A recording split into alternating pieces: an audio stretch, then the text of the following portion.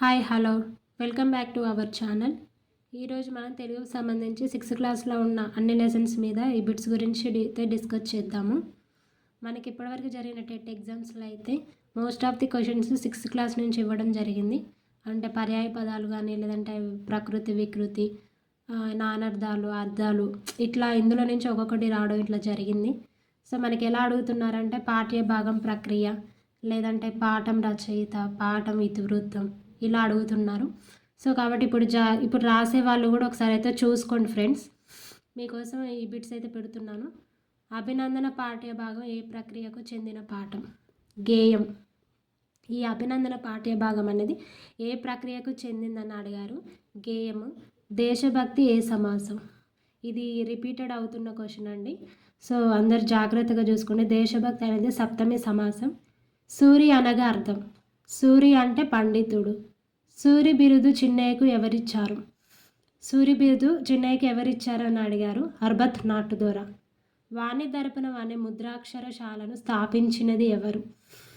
ఈ వాణి దర్పణం అనే ముద్రాక్షరశాలను స్థాపించింది ఎవరని అడిగారు. చిన్నయ్య సూరి. నీటి చంద్రికలోని భాగాలెన్ని? ఇది కూడా రిపీటెడ్ క్వశ్చన్ అండి. నీటి చంద్రిక అనేసరికి మనకి వెంటనే 4 భాగాలను గుర్తుకు రావాలి.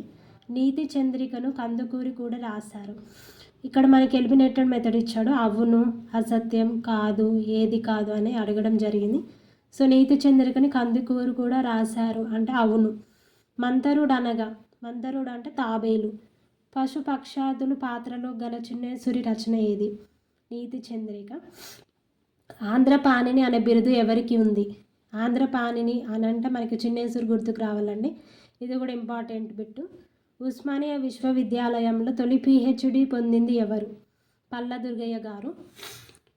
రేచల రుద్రుడు ఎవరి సేనాపతి? రేచల రుద్రుడు గణపతి దేవుని సేనాపతి. ప్రాచీన తెలంగాణ తొలి కవి ఎవరు? ప్రాచీన తెలంగాణ తొలి కవి అంటే జీన వల్లభుడు. శాతవాహనుల తొలి రాజధాని ఏది? అనుపు. దక్షిణ గంగ అనగా ఏ నది? దక్షిణ గంగ అంటే మనకి గోదావరి అని గుర్తు రావాలి. ఇది కూడా ఇంపార్టెంట్ క్వశ్చన్ అండి. నార్మల్గా మనకి సోషల్లో కూడా అడుగుతారు. చార్మినార్కు ఈ వ్యాధికి సంబంధం ఉంది. చార్మినారు ప్లేగు వ్యాధికి సంబంధం ఉంది. రాజనింద చేసిన తొలి కవి ఎవరు? దూర్జటి. కుమారి శతకం ఏ ఛందస్సులో ఉంది? కందం. నీరము తప్త లోహమున అనే పద్యంలోని అలంకారం ఏది? క్రమాలంకారం. శ్రీ అనగా లక్ష్మి అనే అర్థం. మరొక అర్థం కూడా ఉంది.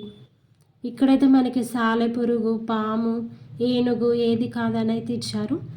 సాలెపురుగు ఆన్సర్ అండి. మీకోసం అయితే ఇంకా మరిన్ని బిట్స్ చేస్తున్నాను. ఎవరైతే ఛానల్ని లైక్ చేయని వాళ్ళు ఉంటే లైక్ చేయండి, సబ్స్క్రైబ్ చేయండి. ఓకేనా? Thank you friends.